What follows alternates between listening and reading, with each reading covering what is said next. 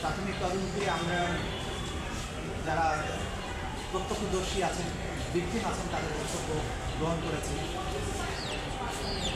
Hospital থেকে document সংগ্রহ করেছি, বুলেট উদ্ধার করেছি, ভিডিও ফুটেজ উদ্ধার করেছি, ড্রোন ফুটেজ উদ্ধার করেছি।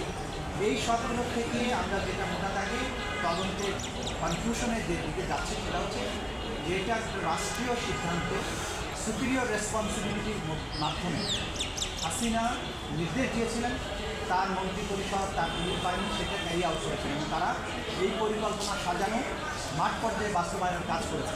Pure and simple wide spread and systematic attack on civilian population.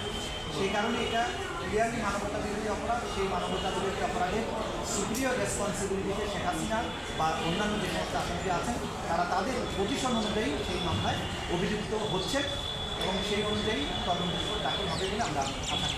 আমরা পড়ানো নিয়ে কী হয়েছে?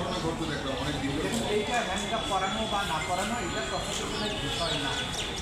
যেটা বিষয় হচ্ছে যেই কোড অনুযায়ী আসামিকে আদালতে কীভাবে উপস্থিত করা হবে হবে না, এটা যেই অথরিটি নির্ধারণ করার ক্ষমতা রাখে।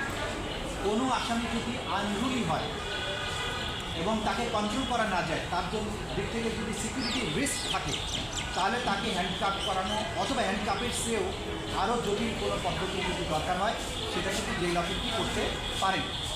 আজকে যেটা হয়েছে